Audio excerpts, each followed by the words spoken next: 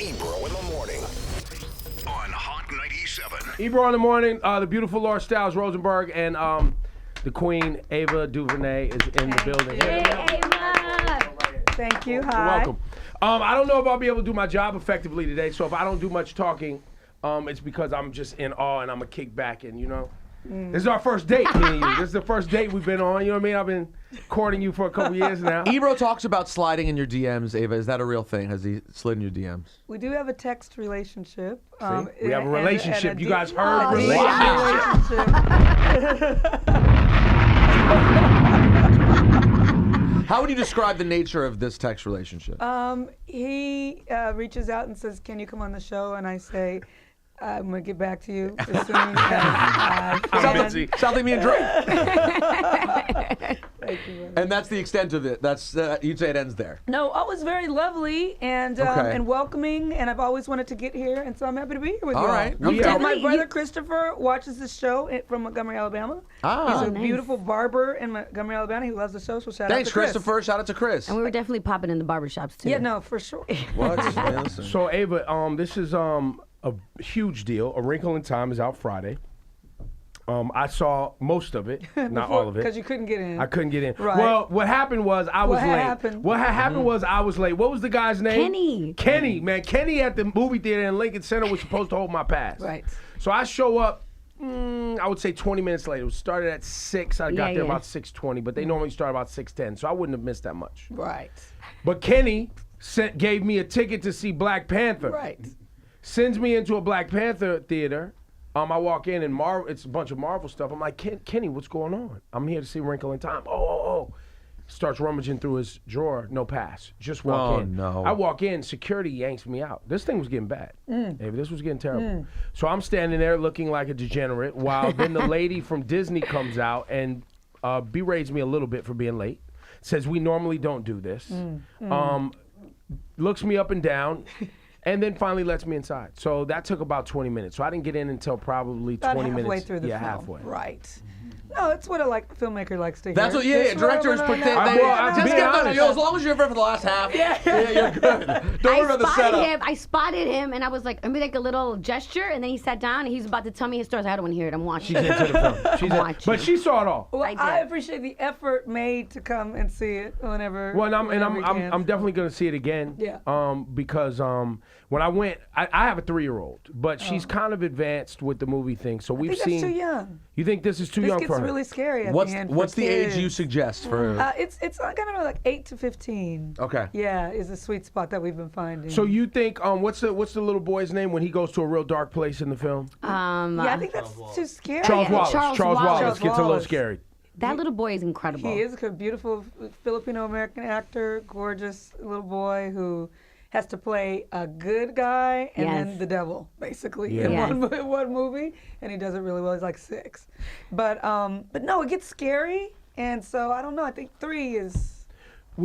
She watched The Jungle Book, which obviously. That's scary, too. Disney movies be scary. She Remember saw when The Jungle Bambi's Book. mom died? Right. I was like, Stop. what? Well, and Lion Yeah. King, Lion King's King tough. is hell of tough, yeah. Little Yeah, yeah. Mermaid. Ursula Yeah, is yeah, out of yeah. her mind, It's B. There's some true. scenes with Ursula where you're like, yo, this is pushing it. Okay, so maybe 3 is good for a traumatic cinematic experience. Where does this rank? You've had an amazing run. Where does getting to do this, tell this particular story, and then of course have things like Oprah in the film, Yeah. all-time dream fulfilled? Where is Wrinkle in Time for Ava DuVernay?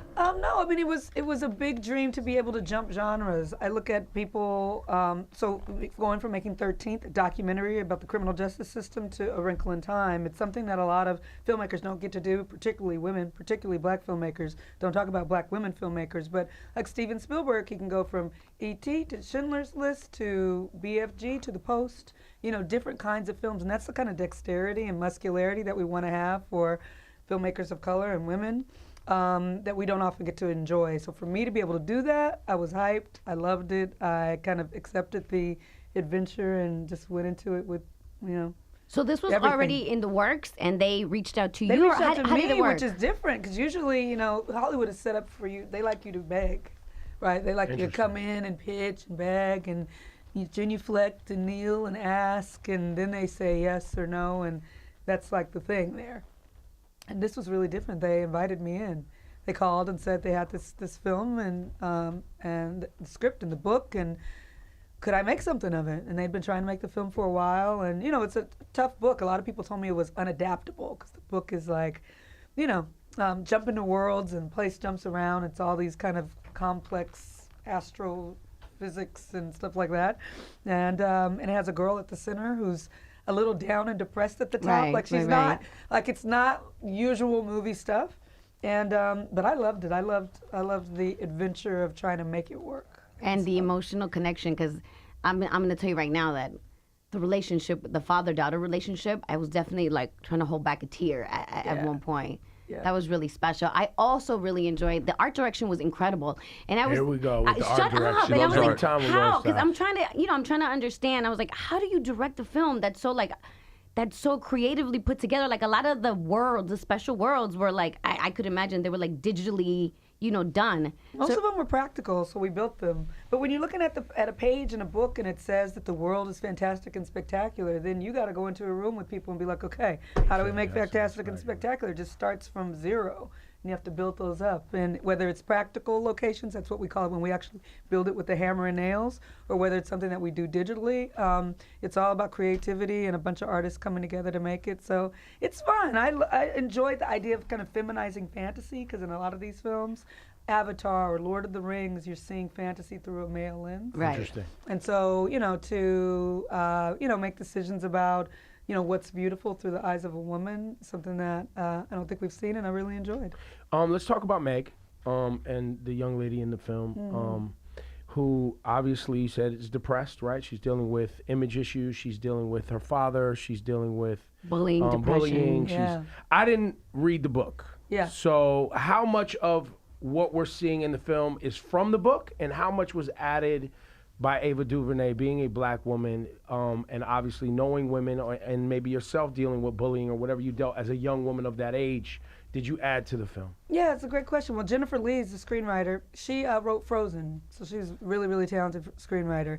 And Madeline Lango wrote the book. But the book was written in 1963, and so you have to, bullying wasn't a prominent topic in 1963, but if you're having a girl who's depressed who's 13, making a movie about her, you're looking at things that our girls are dealing with now, and so we did that through the whole film. In the book, Meg is written as a Caucasian girl, and she has issue with her hair. She calls it frizzy hair. She doesn't like her hair.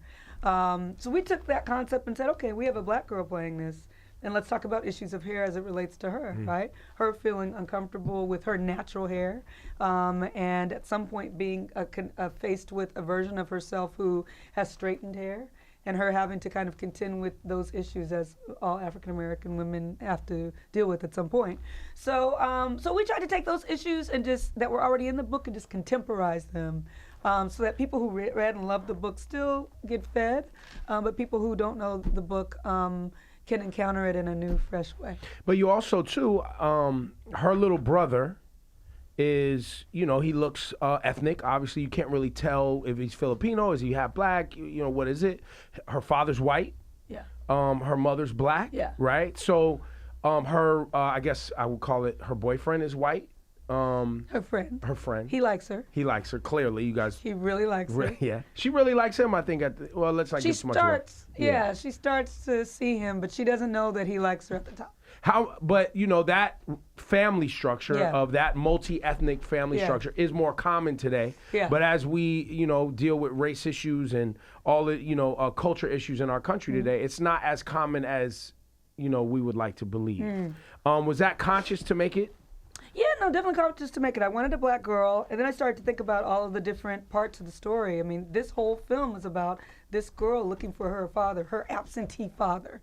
I thought that it would be putting some unnecessary stereotypes if that was a black man, to be honest, right? So it's just like, I'm looking for my father. Where is he? Why'd he leave? We don't need All another that black stuff. man in that it's scenario. Like, I get it. I think that's an overwrought stereotype that we've seen in mainstream entertainment for far too long, so it wasn't something I intended to do. So then I thought about, okay, if I want a black girl at the center, she got to have a daddy, because this is what the movie's about. What can we do there? And we started to think about ideas about the blended family and these families that really are a collision of cultures. There's a lot more of them than we think. Yep. And so, yeah, we just took that approach, and I delved into it. And it's really fascinating, people coming up to me saying, I've never seen that before. I've never seen a black man and a white woman, a black woman and a white man and their interracial children in a story where it wasn't about the fact that they were that. Right. So yeah, I think it's some positive images in that. How did you? What did you come away feeling from the Oscars this weekend? Did you enjoy the show? Did you enjoy the results? Did you feel? I don't know. How did you feel about it I generally? thought they were better than I'd seen in a while. I mean, Kelly Tran, a Vietnamese woman, walks out on stage. Wes Studi, Native American actor, walks out on stage, speaks in his own language. I mean, he spoke to his tribe on international television. I was like, that's fantastic. When's the last time you saw that? Coco, and the beautiful, performance of that song by those artists. They had a trans actress come out and present an award. It just felt like if you were home, and no matter who you were, you saw somebody that you connected to. Mm-hmm. And for years I've watched the Oscars. I mean, since I was a little girl, it's my thing. I love movies. I mean, I remember being excited when I caught a glimpse of one black person in the audience clapping. Right, so to have all of those people there, I thought it was really. I felt like they wrote into the teleprompter and into people's setups the diversity language. Like, I loved everything you're talking about, but I felt seeing it was like they were trying to. And I don't know if I needed them to script it in. I just want to see people do their thing. Yeah, well, the Academy is been under fire for the last couple of years with the hashtag Oscar So White that was started by this woman named April Rain online in reaction to there not being enough kinds of people. So they're definitely, not they're overworking. defensive. They're working overtime to make sure. They're trying to, look, I'm not defending. I'm a member of the Academy, and there's challenges, but I sit on the committees. I'm trying to get more, women and people of color into my branch, because you vote by branches. All the directors vote for the directors. That's why I knew I'd never get nominated for nothing, because there's very few people like me in the directors branch. All the writers vote for writers, all the actors vote for the actors. That's how the nominations come. You vote for your branch, and then everyone votes for the best picture. So, and there's just not enough diversity within those different groups. So the Academy's trying to say, we want to bring more people in, and let's show off the people that we have in.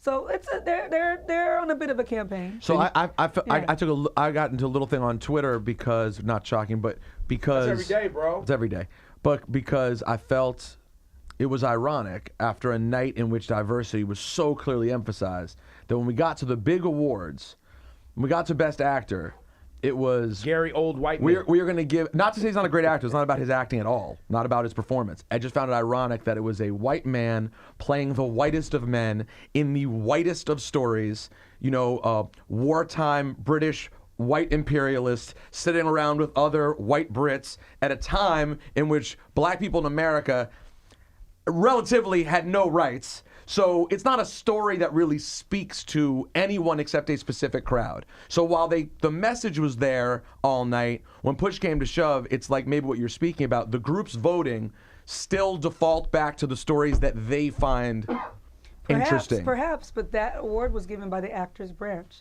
that's assessing his performance. And they're assessing his performance next to Daniel Kaluuya's performance, next to everyone else's performance in terms of the intricacy of the performance and the weight of the part and what had to be done. Now, we might look at Daniel Kaluuya's performance and get out and be like, when he had that tear and he's sinking into the thing, that's I it. feel like I don't even know what else you want to say. But they're looking at the performance of playing Winston Churchill, which is also a very muscular performance, and they see more of what they value in that performance. And so, I mean, then you get into a matter of subjectivity, right? And it becomes hard to. But there is relatability in there. In that subjectivity, there is what I just heard you articulate is the fact that people see themselves. They see things that they understand. They see things that are near and dear to them when they go to make these decisions, which is normal. They do, and they absolutely do. But then, how do you explain Moonlight? Right. It won Best Picture. Right. the whole Academy had to look. Please don't put me in the seat of defending the Academy, because that is not what I want to do. I'm just saying, as an artist, I'm looking at that body that I belong to, that sometimes I have really conflicted feelings about, and Moonlight surprised the hell out of me. They wanted to give it to La La. They still wanted to give it to La La Land. They got there was like La La. I mean, damn. Moonlight. Right. Yeah. And the nominations for Get Out, the nominations for Mudbound.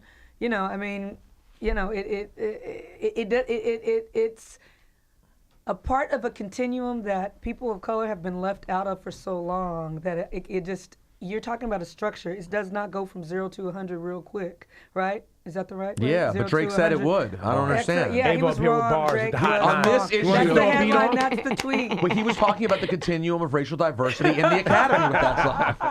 But it's just like in 13th, the criminal justice system. It's not going to be fixed with one bill or one politician doing something. What I tried to show in that is like this thing is insidious. It's generations old. It's decades long. It is many prongs, many layers. And this thing, the industry, the Hollywood entertainment industry is the same thing. Like the Academy is not going to fix every black person could have got the Academy Award. It still doesn't make a difference it still wouldn't change the fact that you're not going to have more than 5 black films out next year, because I can already look at the development calendar and see what's they're coming. not making them, right? So it doesn't speak to the fact that I can't tell you any Latino films on more than one hand. Asian American films, there's one coming out, Rich Crazy Asians, I think it's called, Crazy Rich, that it has a crazy title, but it's made by some really, really fantastic Asian artists. And don't talk about Native, don't talk about Muslim, don't talk about trans. Like now you're going deep into whole groups of people who are invisible to the industry in that regard. So it's not going to, one award we would clap for if our people got it, on that night, but it is a false, and then there's it's also a false sense of victory, and it doesn't keep us looking at the real systemic issues in these. What about the success of Black Panther? To me, that feels like more of an actual success, right? That you could have a black cast, a black director, and a movie that does so well nationally and internationally. It's going to hit $1 billion soon, right? That's how you said but it. it's also too. I think it's also too. It's about being futuristic. It's it's what do they call it? Afrofuturism and thinking about things that are not. Kind of weighed down by the past, right? Completely, right? There is some of that in Black Panther, but I think even with A Wrinkle in Time, right? You have a film that's not necessarily based on race, right? It's about something. Yeah. It's about fantasy. It's about getting out of those molds. And even though yes, there's black actors and a black cast and a black director, et cetera, I do think that there's some work to do to get to a place where we can just put people in films, and it doesn't necessarily have to be about their racial background or their cultural background as well, right? Like you want to have those cultural films, you want to have things that speak to those lenses, but you would also love to see a time when it isn't necessarily about that at all, right? Yeah, I mean, I think we've always had those films where it wasn't necessarily about it. They weren't authenticated by mainstream Hollywood. Girls Trip, right? Two can play that game if we're going way, way back. You know what I mean? The Best Man, Love and Basketball. I mean, these are films that are just black people existing in a black world, and they're not talking nothing about race specifically, and so they're inhabiting their own worlds. Those exist. They just haven't been winning Academy Awards and all these authenticated things. They make money. Mm-hmm. But are they marketed directly? It does feel like there's some, even with those films, it does feel like there's inherently some sort of segregation in like the release of the films. Like they're so targeted black. Does that make sense? Like I know Best Man is a great movie that I may have seen, but I don't know if I know any other white people who see those movies. And my question, I guess, is that simply because white people don't care about seeing black stories? That's it. Or is it also partially that people don't think white people will care about black stories, so they're targeted as such to not really even reach that audience? Well, certainly any film is going to be targeted to a certain audience. In the marketing, Wrinkle in Time is targeted to kids and families, so that's what's seen. If you don't have a kid in a family, you may not even know this movie is opening tomorrow, right? Because everything is Disney Channel, it's Nickelodeon. The only reason why it's kind of popped up into some mainstream areas is because Oprah and Reese are in it, right? So if you have a kid or a family and you are in that age, you have heard this, and you would then notice the billboards and you would notice the things around. But there was somebody told me today that it was a movie called Death Wish opening, a remake of Death Wish. I was like, all the men in the room were nodding. I was like, Death Wish, what's the remake of the old is it Charles Charles Bronson? Bronson, yeah. They were like, yeah. I was like, who's in it? They were like, you've not seen this?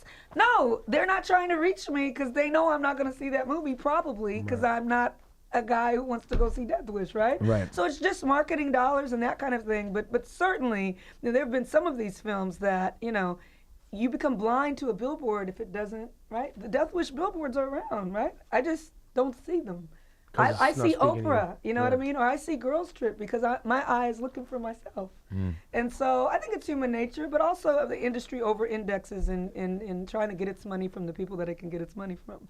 And so, it's complicated. And like I said, that's why it's so wound up in all these layers, these awards that we try to kind of pin so much importance to, that are really arbitrary. They're determined by a group of people who you don't know, who are members of the Academy, whether they're new or older members of the Academy.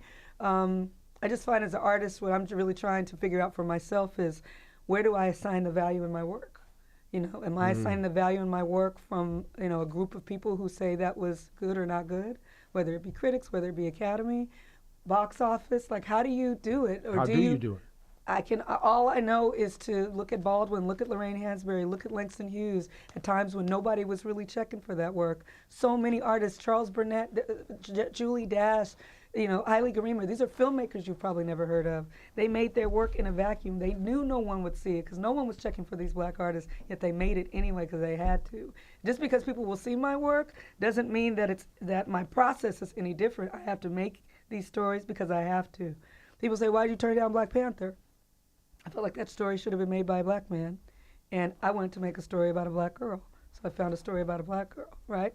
Knowing what your heart wants to tell is where you have to, that's where you have to live. And so, I don't know, I mean, it's weird. I'm out there, I'm at the Oscar parties, like, it's fun, but it really is, it's just fun, right? Because it's not the work, to me. Right. I think you start to get, I remember being there with Selma when Glory won, and it was nominated for Best Picture, and the first Best Picture directed by a black woman, and it's just like, you could really let that stuff go to your head and be walking around like, I did it. I did it. Out here. I look at, out here.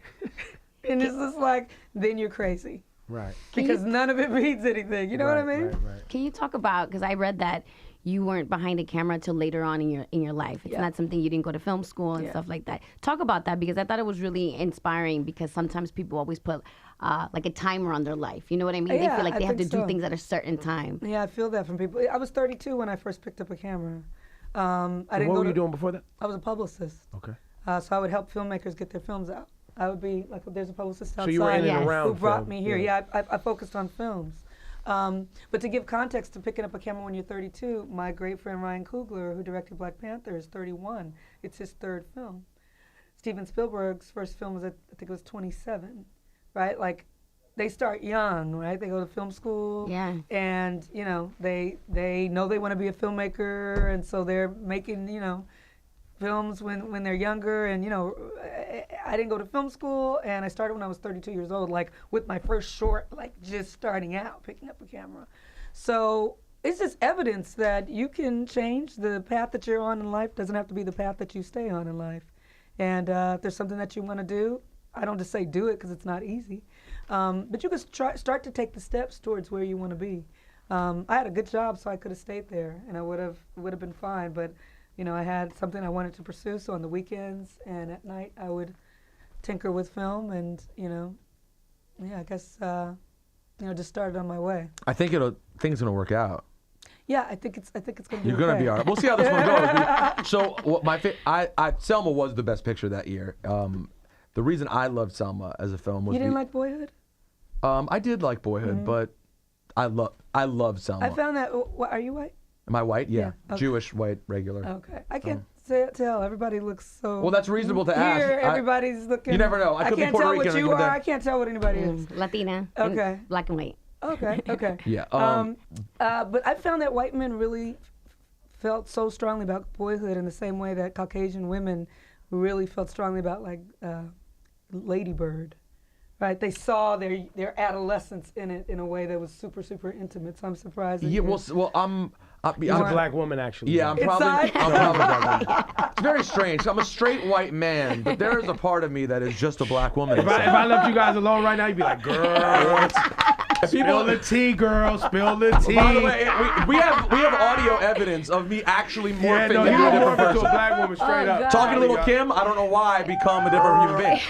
But Yes, Yes, queen. but for some reason, All of it. but for some reason, the reason I love Selma is because this sounds so silly, but like I'm a big Dr. King guy, right? Because there are times when you're going through, especially in hip hop, the metamorphosis of what leaders people love. There was a time when, and still can be this time, when Dr. King's not as popular because people see him as mainstream and everyone Or soft. as soft. And post the Spike Lee movie, when Malcolm became the figure, Yeah. a lot of people have downplayed Dr. King Yeah, because he's so uneducated about his revolutionary work. Exactly. So, but I took a class in high school by a Right. great teacher named Coleman McCarthy, who's a pacifist, who taught us about pacifist Dr. King, right? That was one of the main things he focused on. What I loved about Selma was Dr. King's too big. He's too big a character to tackle. It's the reason I haven't even seen the Tupac movie.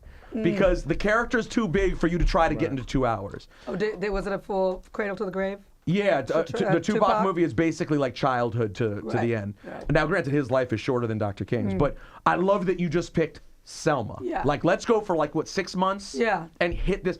Why did you decide on, why was it that particular story? And would you ever consider another story about a different time in his life? Yeah, somebody had said, oh, you should do Selma Part 2 and call it, I don't know, whatever, another time, which would be interesting. I think somebody should do that. Well, the last few months, like the way end would be interesting. Memphis, Birmingham jail would be. Memphis, Birmingham, yeah. I mean, there's the different periods of his life. I think it could be fascinating. But yeah, no, I just, the Cradle to the Graves get hard. You know, because you've seen very few films where you're going from someone as a child to their death and that are robust and kind of fully formed, because you're speeding through so many moments of nuance and meaning, because you got 2 hours and you got to get it in. So it was an elegant way to kind of show who he was, but really the film is the first to center him, but it really is about revolutionary movements and, you know, people on the ground. That's why I call it Selma and not King, right? Because it's about, there is no king without the people who marched with him, and the people who gave up their seat on the bus, and people who boycotted, didn't go to work. Imagine being black And not in going the to work. South. You had a job as a domestic worker. The person you work for said, if you don't come to work tomorrow, you are fired, right? You will not have a job. Hundreds of them didn't go. Hundreds of them didn't go. The ones that they didn't ride the bus, right? They didn't ride the bus, so they couldn't go. They had to carpool. They had to go on foot. They had to make it there somehow, or they would lose their job, or they didn't go and they lost their job. I mean, would we do that now? Like, if you ask people right now what we're willing to do for the things we say we believe People in, wouldn't even stop Most watching won't. football. people wouldn't even. Thank you. Thank you. People was So, I mean, people was really tripping out on football. Yeah. You know, people wouldn't even bypass their Super Bowl. You know what I mean? People wouldn't. Okay. And there was people who claimed they didn't watch football that was at that Super You Bowl. saw them Daddy. up in the Super Bowl. They was in that box. People tweeting about Cap and standing with Cap and up there in the Super Bowl doing their thing. And you know what? I'm not here to judge. I'm just saying. I am. Walk the walk. And I have. But we didn't have. But they're all. Let's also say that's where the Dr. King parts. Walk the talk. If you're gonna talk it, walk it. If you're gonna say that you stand with it, then do it. Or don't say anything. It's cool. Right? Just don't say anything. But I think that we get into a place where our hashtag activism, and I'm not down on that because I think social media and us it's a powerful medium. But don't just do it and be disingenuous about what you like. Your words are powerful. Actions are powerful. These are times that are going to be long remembered. What did you do? And the answer is not, I tweeted.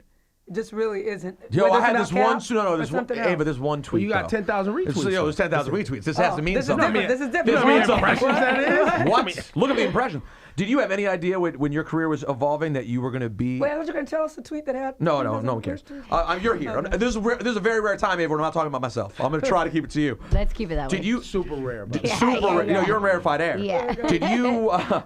Did you have any idea when your career started unfolding that you would be sort of this important a piece of this like really critical time? Like, I don't know that I understood 3 years ago, before Donald Trump was president, that while we saw the movement starting in terms of police brutality and things like that, the women's movement hadn't kicked in yet, because I think that's such a Trump piece of it. I just didn't know we'd be living through such an incredibly important time. Did you realize that you would be this key player and storyteller during a time like this? I mean, who knew that there was ever going to be a time like this?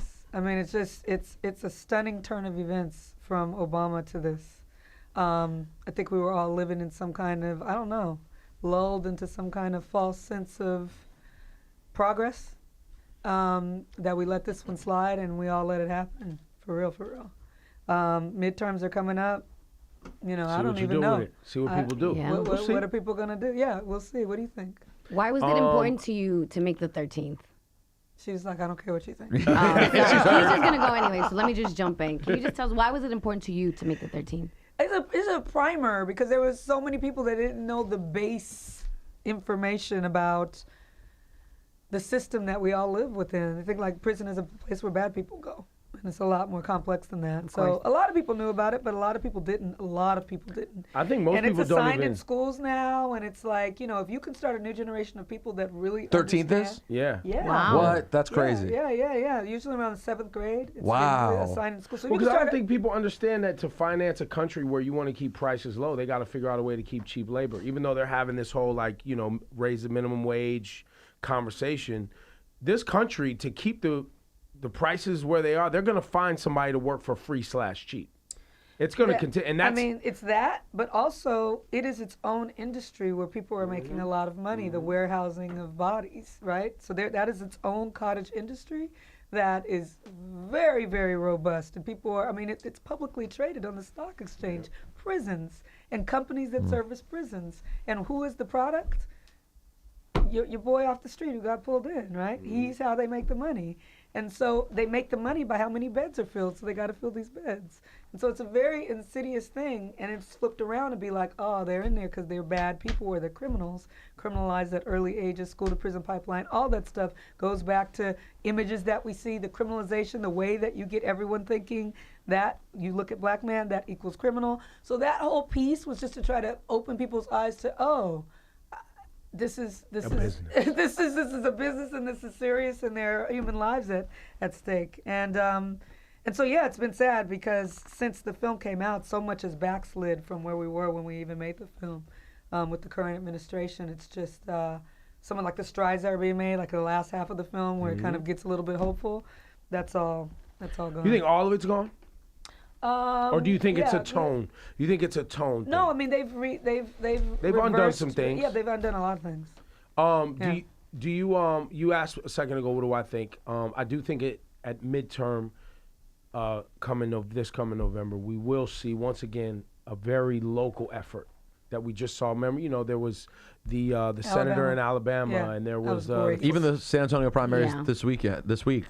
What is that? There were like two in Texas? Yeah, in San Antonio. I don't forget which race it was, but two really liberal. Like there have been some really in Texas. We're seeing some very strong progressive people winning. I think in more primaries. of that will continue, right? Yeah, we'll see these on things a state level, city level, new mayors, right? Like think of Compton, the district that my hometown is in is Compton State. What is her name? Stacey Dash. Yeah, it's running. Yeah. Anyway. You're not going to be supporting Stacey Dash? Now your girl Asia's going to step up and run, right? Is that real? I hope so. What is? Asia's the mayor of Compton's like, no, you're not going to. Right. We're not doing that. Right. Exactly. We're not doing that. No. The chick from Clueless is not finna do this right now. No. Well, but on that, even you go around the country, Jackson, Mississippi has, the mayor. He's a progressive, like a Bernie Sanders progressive, Lumumba, and you have the mayor of Atlanta, and now you got a governor race in Atlanta, so I think that's where things are going to happen. Because even once, it's part of learning, right? I think as black folks, as women, as people who have kind of not been a part of the political process because either A, you're just not paying attention, you didn't know it was important, or you didn't feel like you were welcome, right? Because I think that's some of it too. I think people are learning how important local politics is. Yeah. And even watching states sue the president. That's new for people where they're like, wait, the president is suing a state and the state is suing a president, and all of these things are happening. I think This is all nuts. of this is new. This is crazy. It's, Yeah. it's new. It's and new. It's But my it's problem, really- my concern is that the backlash will happen at the midterms, and he'll be able to frame it in a way where he's able to blame. He's so good at manipulating, right? That's what he does. So he can manipulate the storyline in time for when it comes back around for him in 4 years. I don't know. I mean- I don't know. I don't know Well, what you- you can 'cause you can't- manipulate at this point. But you can't fathom because you can't fathom a rational person voting for him. Like, I can't fathom it, but this is what happens. Yeah, Well, you would have to I think what assume that the happened- people who voted for him are rational. Well, yeah, bro, Well, you also have to assume that rational people stayed home and didn't vote, and that's a big part of when you. That's look at the probably more numbers. reasonable to assume. That's what really happened when you Right. break it down. Except the sisters, black women came out. Let me just say that representing. Black women been We saving always us for a come out. long time. We always come out. So, but who's going to run for president? Who can? That's my concern. Who is? You all are looking at this every day. Who do you think? I don't know if I'm looking at it every day. I'll be honest with you, I'm not, because I'm actually disappointed that we got a celebrity kind of president. I'm super disappointed in us for that. But I'm also disappointed in the fact that we continue to believe that this guy who is the president is interested in anything other than just A, his brand, his own ego, B, his pocket, his bank account, and the people who support him are interested in anything more than white supremacy, staying in power, getting money into their bank accounts and improving that, because I just don't believe it's deeper than that. I believe that in America, it's a country that was founded by white men, and white men have for generations kept it that way. And it's in jeopardy, and this is their last hope. This is their last grasp, right? As these local elections take place, and more women of color, more LGBTQ start to get into politics over a generation, we may start to see a shift. And that's one of the beautiful things about America. The ugly part about America is the fact that we never even want to have a conversation about how white men and white American white supremacy has created the atmosphere we have right now, where we don't even know what it means. What does it mean to be American? You can ask, there's no common. Some people say free enterprise. Someone else will say, Guns. Guns. Someone else will say, like, what does it mean? We're not even on the same page. I'll just say this in closing in terms of We're closing? No. This is our first date. This Why you subject. rushing No, out to the here? date. Just the subject. When the date's going good, you keep going. You go back for more drinks. Just on you the order su- dessert. No, order dessert. Keep it going. We'll be here Order- till 4 a.m. if I got to, bro. I'm finished It's the one of appetite. those moments. Can I- Remember, you used to drive mad long to see the girl because she would only, and you would drive 8 hours to see her. Yeah, but in that knowing you was only in getting that 20 minutes situation, is one of these. you had two friends in the car with you, also asking questions. Yes, y'all gotta go. I might fall asleep at the wheel. You might ride or die. You might win. No, I just think this: if someone doesn't come out and snatch the nomination, if it's a thing where we're waiting for another year and a half to be like, who are they gonna pick? What's it? He's losing. It has to be someone. He or she has to go out and grab that nomination because he's a Yeah, bully. but You can't. You who? can't. But I don't who? know. I don't know, and I'm gonna tell you something else. Black You- Panther. Either. Yes, yes. Chadwick Boseman. should run for T'Challa, what president. up? Probably do it T'Challa right was now. good. They can probably do it right now. I'll say this: if people have money in their pocket and their credit cards are working, and he can take credit for it, he's got a good chance of winning. No. I'm telling you, that's people are selfish. We can take calls from black people, Puerto Ricans, and you see what they did to Puerto Rico. I know Puerto Rican people who still will be like, nah, but Trump, but Trump, Yeah, but Trump. it's so No. sad. Yes. Yes. Yes. Oh, you're in Hollywood. You, you're in Hollywood. You in Hollywood. No, you gotta come on I'm down in LA. here. I'm in LA. We got know. like 3 Puerto Rican people, Yep. and they all didn't say that. So And let's be honest, this is how- new news to me. Nah. How often do you think you talk to a Trump supporter in your life? The scary thing is out where I am. They're you secret? Don't know. They're Yeah. secret. Sometimes I'd be looking at somebody and be like, "You did it." you? I know. I'd be like, "You." I know. you But did." that, no, but But it's stop not though. on their sleeve. Like Right. they won't. Well, because they know they can't say it in Hollywood. can't. But They now let's can't. stop though. Not Let's have easily. a real conversation about that. Some people, politics is just business. It is not, and that's where I believe that black folks have get screwed often. Is we put our heart into politics. This is meaningful to us, right? Women as well, right? Minorities, like you're our you represent us. This is our life. This, and especially for black people, where this is all we know, right? We don't have a. That's why Wakanda was such a big deal. Right. We're looking for that. Yeah. We're looking for somewhere else to be like, oh yes, wait, no, this is just where I live, but my home is somewhere else to really culturally connect. We don't have that necessarily. So we really want to believe emotionally that this political thing is more than just a business. They actually care about us. That's where we screw up every time. They don't care. Most people go to that poll or that ballot box and vote for their bank account. They vote for their self-interest, the interests of them, theirs, the people who live on their block. They're not thinking about the greater good of what America's supposed to mean and the marketing statement that went around the world of bring your, what's this thing, bring your poor, this, to bring everybody. They're like, no, just bring them so we can get them for cheap labor and make more money. Obama. Obama was great marketing. It was great marketing post-Bush. Yeah, but at that time there were predictions that the market would tank, that the world markets would tank, that with the black man, it's that there wasn't a public trust in terms of the international markets and what would happen, and it over-indexed. I mean, there are anomalies in everything, right? You know, there's glimmers of hope in everything that's there. There have been times where, look, we can talk about the Academy, and I'll be right with you, and then I'll be like, damn, Moonlight. Can't say, you know what I mean? Right. You know, the pendulum swings. The pendulum swings. There's possibility there, and that's the place where I have to dwell in order to function because it's dark. You know, it's dark and divisive out there. I think if there's anything, then this is not. So you're hopeful. This is not promoing, but I'm just saying if there's anything that we as artists can do, and everyone here who's in a creative, we work in entertainment. Is to share these ideas with people, because most of the information that they're getting about how to process what's going on comes from us. The images, the ideas, when they listen to you, not like you're feeding them, but to instigate thought and to trigger someone thinking about new things. It's a responsibility that we have. It's a privilege. And so, something like A Wrinkle in Time, it's like planting these seeds in kids now, 8 to 14. What you all are doing, people driving to work, giving what time are you guys on? 6 to 10 in the morning. Yeah, driving to work, giving context to the day. You know what I mean? That's why we have to be looking at hope, not in a Pollyanna way, but that's the only way we survive. That's what 13th says. Through all this mayhem and mischief and murder that has been inflicted upon people of color, black people, that there's been a survival, because there's been a hope there and a strength there that's deep in our bones, right? And so it exists.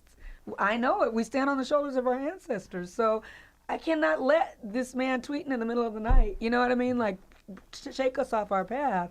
We just have to be really diligent and discern what's going on.